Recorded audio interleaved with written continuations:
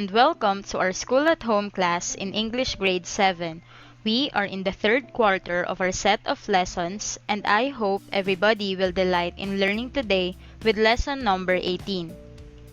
Differentiating literary writing from academic writing. After going through this video lesson, you are expected to define literary writing from academic writing and distinguish the features of the two styles of writing. Before we proceed to our lesson, let's first do the following activity. If you need more time, you can pause this video and continue playing it after you finished answering. Directions. Write L if the statement describes literary writing, and A if it describes academic writing. Write your answer on the space before the number. 1. This style is commonly used in writing short stories and narratives. 2. Its purpose is to inform the readers of factual information. 3. This writing creates vivid pictures in the mind of the readers. 4. The writer uses formal tone and expresses thoughts in order manner. 5. The style is used in persuasive and informative essays.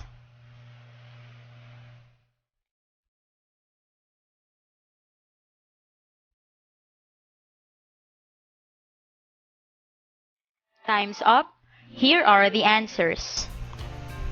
1L, 2A, 3L, 4A, and 5A.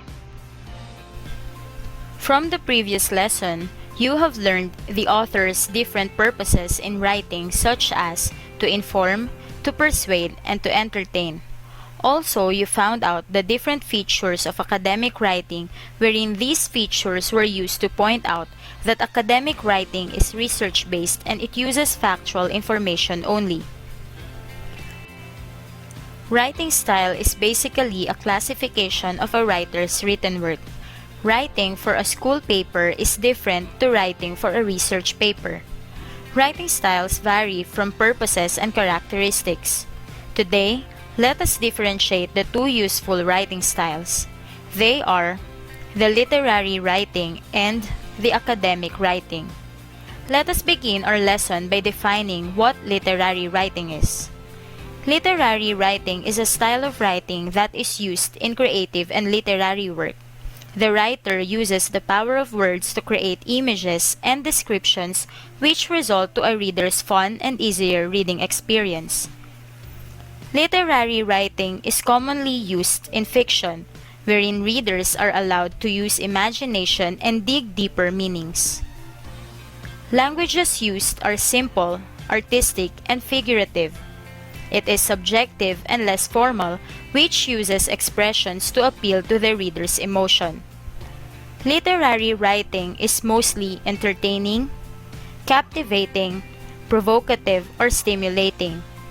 Its main focus is to create vivid pictures in the mind of the readers, tell stories, and recount personal experiences. The examples of literary writing are descriptive essays, narratives, stories, and articles written creatively. Now that you already know the characteristics of literary writing, let's study and compare the other style, which is the academic writing. Academic writing is any formal written work produced in an academic setting. It uses words which are formal, standard, and impersonal. It is also written in rigid and follows order or procedures which make the text clear and precise.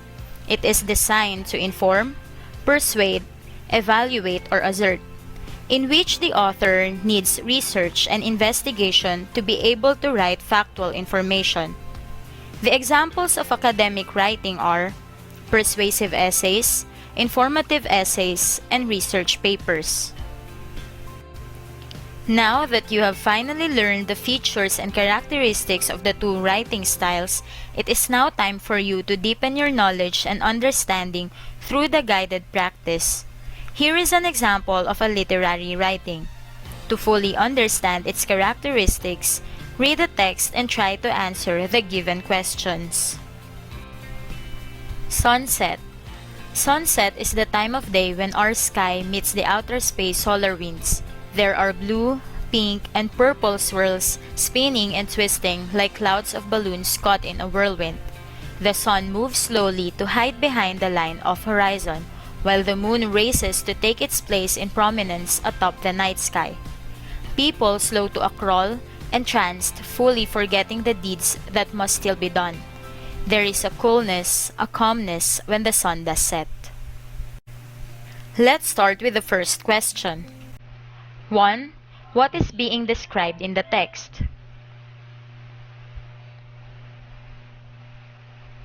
Correct! It is the sunset that is being described in the text. Next question. What does the author feel when the sun sets?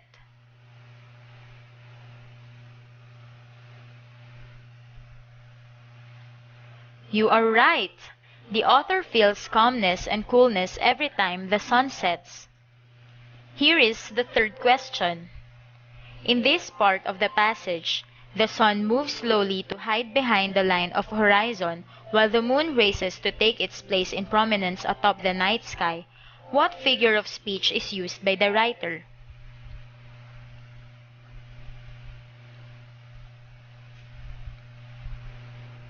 Great job! The writer used personification in that line because the sun, which is an inanimate object, has been given a human quality. Here is the last question. Why do you think this text is an example of a literary writing?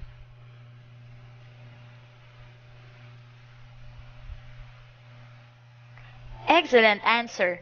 This text is considered as literary writing because the writer uses descriptive words, figures of speech, and non-formal language. Also, the text is fun to read. For you to clearly differentiate the characteristics of the two writing styles that you have just undergone, read an example of academic writing text and answer the given questions. Washing your hands. Washing your hands is a quick and easy process. First, turn on the water and hold your hands under it until they are completely wet. Next, rub or pump soap onto your hands and scrub both hands from fingertips to wrists until every bit of nail and skin has soap on it. Finally, rinse your hands under the water until all the soap has come off. None of these steps takes very long, but it is a good idea to save water by turning it off whenever you are not actually using it. Let's have the first question. What is the text all about? You are right! The text is about how to wash hands properly following a correct procedure. Here is the next question. What are the signal words or logical connectors used by the writer to emphasize the procedures of hand washing? Perfect! The signal words used in the text are first, next, and finally. Here's your final question. Why do you think this text is an example of an academic writing?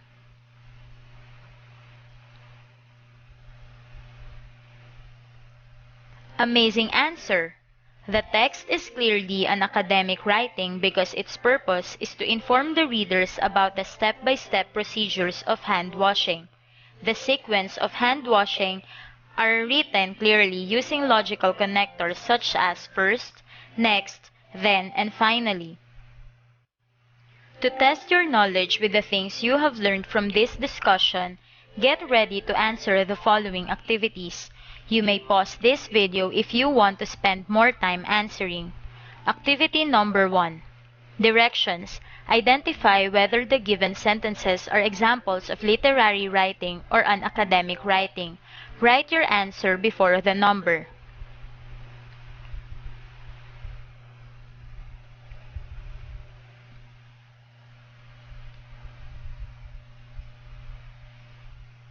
Time's up for activity number 1. Here are the answers. 1. Literary writing. 2. Academic writing. 3. Literary writing. 4. Academic writing. And 5. Academic writing. Get ready for activity number 2.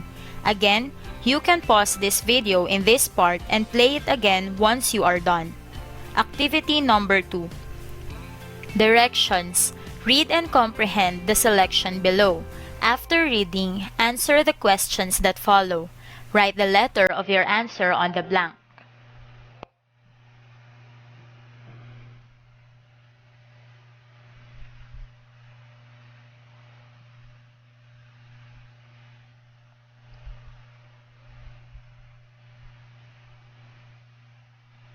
Time's up. You may now check your answers. 1B, 2A, 3C, 4A, and 5A.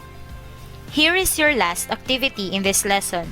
As what you did in the activities 1 and 2, you can pause this video again if there is a need of longer time in answering. Activity number 3. Directions.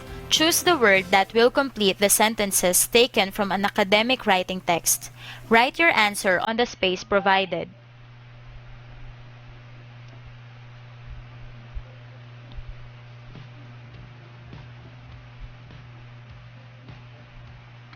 Your time is over. Start checking your answers now.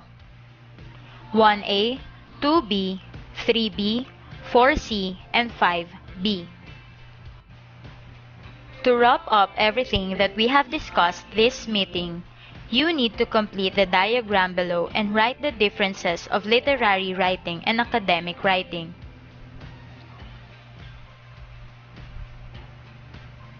For a full grasp of what was discussed today, this diagram will show the differences between the literary writing and the academic writing.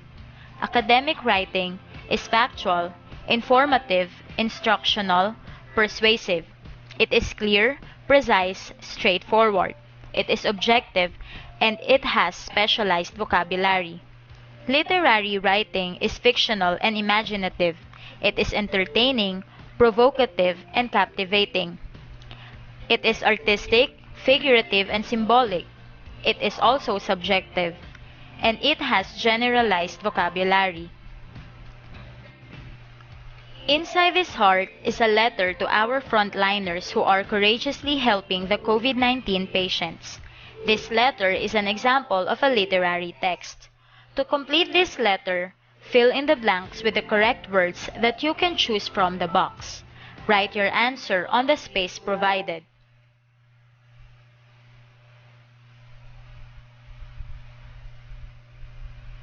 Let's check your work. Here are the correct answers. Thank you for the sacrifices you make, especially in this time of pandemic. Your dedication, commitment, and courage to serve the Filipino people deserve our deepest gratitude and admiration. Thank you for being the nation's guiding light in this time of difficulty. Let us now measure how much you have learned from today's lesson by answering the final activity. Directions.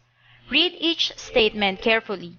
On the space provided, write true if the statement is correct and false if it is wrong.